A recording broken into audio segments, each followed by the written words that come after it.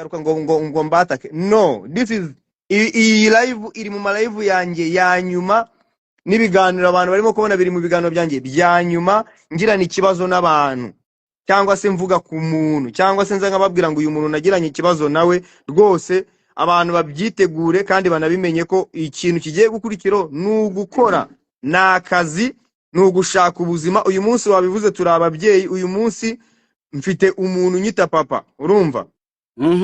Uwo muntu nyita papa ntabwo agomba gukura asanga mfitanye ibibazo n'abagabo bagenzi banjye, ntabwo agomba gukura asanga mfitanye ibibazo n'abagabo nka badumba, abagore nka barunaka, abamama nka barunaka. No, agomba gukura asanga narakiri yarinze ibi bintu byose, kuko uwavuze bya bindi bibi, watatse abantu, wakomerekeje abantu, ni nawe noneho urimo gukoresha ururimi rwe asaba imbabazi avuga ngo ibi bintu ni page narindimo, ndashaka kuyisohokamo, ndashaka kwinjira mu kindi cyiciro cy'ubuzima, nkibanira neza na Jay Squeezer wa Mipango, tugafashanya, nkibanira neza na Dumba, nkibanira neza na Dekati, nkibanira neza na Sabe, nkibanira neza na Irene Philipita, tukibanira neza kuko nta mpamvu yo kuryana. Yo Sukuji wagwan man, yo most welcome brother. Nzendi wano Nkulaba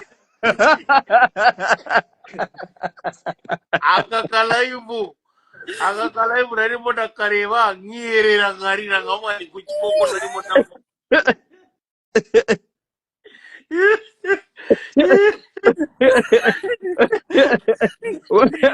wakareba bikagenda gute? akareba nkiyerera nkarira nkamwari kuki narimo ndatanga igitekerezo niyo cyaba gipfuye ariko kagita wa Mipango yo ngo kiri gute? kiri fresh kabidumba Yo ngewe noneho ahantu nagiye gutungurirwa ngiye kubona mbone Yago ndakati nsabye imbabazi, ndavuga ni bombo crack ariko Yago yo ari umuntu umwe tuzaho wakotereje Mari ngo ari umuntu umwe wakotereje Mari live. uwo ninde buvuge?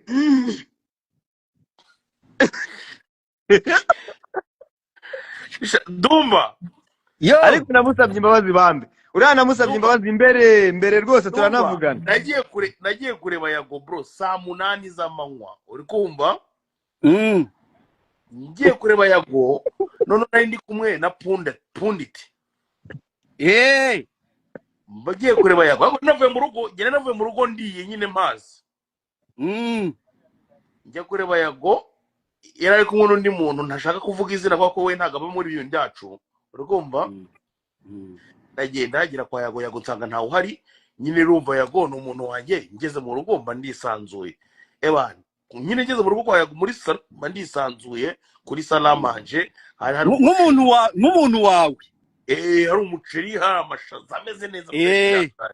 Urumva imyaka natanisha Yago mu bintu binzi yavugira ntiyavugira imyaka nago antuko imfura yanyweye amata nibyo mvuga. Urumva noneho mba natatse imyaka umuceri mwiza cyane w'umutanzania umuhumura kubi. Noneho Punditi nawo baraje yarura bikomeye, mboni isahani yagize nk'agasozi ndatwa bro. Urumva noneho Yago kumbi Punditi yakoze ikosa ryo gutamo Yago, urumva? No Punditi yari yarakoze ikosa, niba yaramwanditseho ibiki, niba yaramuvuzeho ibiki simbizi. Kandi noneho Yago yari muri bya bihe bro, yari mu mizi, yari muri bya bihe noneho aba big energy bari bakaze bikomeye. Urumva bro, twari twicaye muri salo, urumva?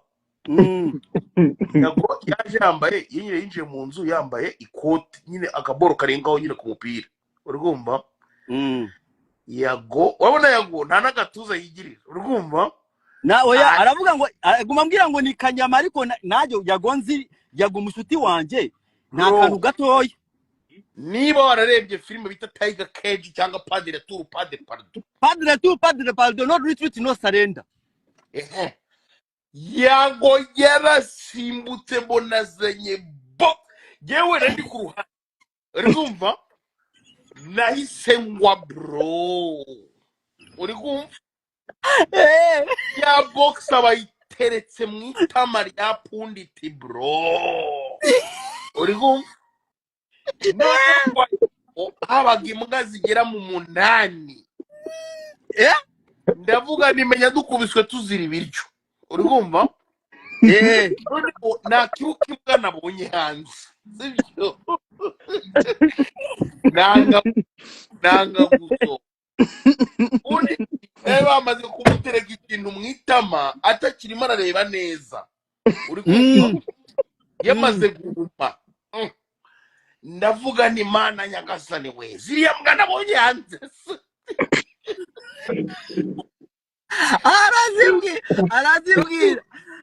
Arazibwira ngo chinja mutu weye.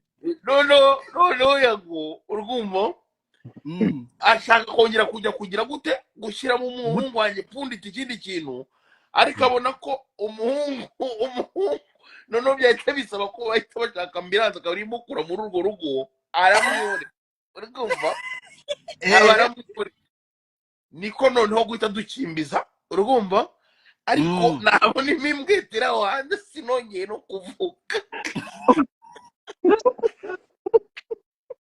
So wakagombye ariko Pundit nanjye ngo Pundit Kasuku yashyizemo umunyu mwinshi yakatarije cyane. oya Ariko warabyivugiye yago, warabyivugiye uravuga ati naragakubise. Pundit nawe yari yaje yambeshye, urumva yambeshye cyane kuko numva gatempa yenda kuyimena, arimo arambeshye utuntu twinshi, uburyo ngari n'umukarate kanga agira sentire noire nefye mudani.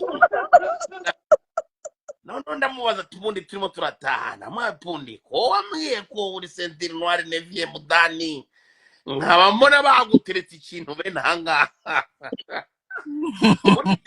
namukanze iminsi 3 bro, Reka namukanze iminsi 3 asigaye yarabaye nk'umuntu wariwe n'inzuki wagiye mu muzika. ariko yaguhundi muntu wari gukubita uramuzi. Oya nje nta muntu nagombaga gukubita, ubu nabivuye n'ibyo Oya bintu hari abantu byumva. wagombaga gukubita nka DC Kirema. kubera iki Hari ukuntu ngiye mbona DC Kirema kwiriye nk'ishi cyangwa ingumi. Hari abantu bakwiriye weje ntabwo uzi ko hari abantu baba bakwiriye gukubitwa gusa. Nka cyacita ukuntu rwacita rufite amatama abereye no gukubitwa basi, habura nka rwacita wirambikiyemo ingumi aguze box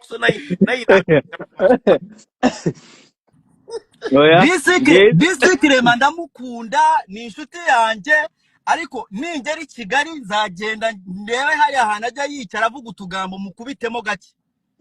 ura mwana ntabwo jyawe nyamvugana nawe n'ibiki byose ko hari amakosa yankoreye, ariko cita we rwose nirambikiye nk'ino box mu musaya. Ariko kita yagukoze iki? Cita buriya ni umugome uteye ubwoba, uzabanza umubaze ngo ibyo yakoze Sabe, uzabanza umubaze ibyo yakoze Sabe. Buriya Kacita ni akagome cyane, ibyo kakoze Sabe biteye ubwoba. Waretse kuvugira amatiku ku muntu yaje gusaba imbabazi. Yego ngiye rwose mumbabarire munyibarize ibibazo hatagira umuntu uza kuvuga ngo live ya Yago, ngo kuri live ya Yago ngo habereyeho ibi. Oya amagambo tuvuze, amatiku tuvuze yarayacu ku giti cyacu, Yago nta birimo. Big energy. Na amatiku n'ubutiku, murabizi ko ahantu hari Kasuku n'itiku rihahora.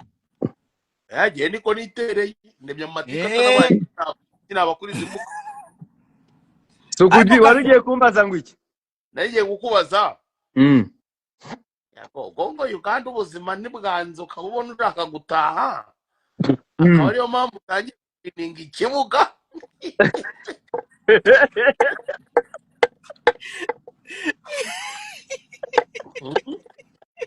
urabona udakunda icyo rero uretse icyo rero wageze Kazugu wagiye kuri Goma ko naho haje Kazugu amahoro. Kazugu ngewe kimwe mu bintu nkwemerera harimo ibibazo nk'ibyo ngibyo ongera umbaze icyo kibazo Oya, bacyumve neza ibyo bibazo reka nyirizina ntabwo ongera tugomba kugenda ukimbaze tuzenguruka- bacyumve neza ntitugomba kuzenguruka ikibazo nyirizina kandi necyo ongera ugisubiremo nyine bacyumve neza mpite nkusubiza ikibazo kiragira kiti yago ko virusi ubona zamaze kugenda zisa nk'izibura urumva none ubu ubuzima ntabwo bwagukomeranye cyane mu Buganda ukaba ushaka gukirininga ikibuga kugira ngo utahe amahoro hanyuma reka ngusubize njyewe ntabwo Uganda mbayeho nabi ni ukuri ntabwo mbayeho nabi hanyuma ikindi ntabwo ndi muri inzira yo gukirininga ikibuga kubera ko n'ikimenyimenyi nasabye imbabazi ariko njyewe gahunda zanjye ni izo kujya muri Amerika na Canada hari kampani ndimo kuvugana nazo tugiye gukorana mu buryo bwa promotion bwa album ku buryo mu minsi iri imbere ndumva zabona namutakaye mu ngoriya nzakugwaho ubwo rero ntabwo naba ndimo gukirininga ntabwo naba ndimo gukirininga ikibuga ngiye kwerekeza hakurya hariya yago buriya nagiye kuvuga akantu ariko ntabwo byari byiza ntabwo byari kwa abantu ni benshi hano oya kavuge je ngewe birabizi ariko ibya Yago n'umuntu ngiye gutama ariko ntabwo ari sawa abantu ntibagire ngo ni ibyanjye uhishe abantu ntibagire ngo ni ibyanjye uhishe ibyanjye byose biri hanze ibyanjye byose biri hanze niba ari uri urimo gushakira ibyangombwa umwe tuziranyeho oya ntabwo ari we ni kampani yindi ntago nanjye nayivugira aha ni kampani y'umuja musanzwe utegura ibitaramo muri Amerika urumva kandi umeze neza uheruka no hari abahanzi yararimwe nabo mu minsi yashize b'abanyarwanda bari hariya so very soon tuzabarabura tu nta gihindutse tuzababwira ariko niba ari uriya we papa oya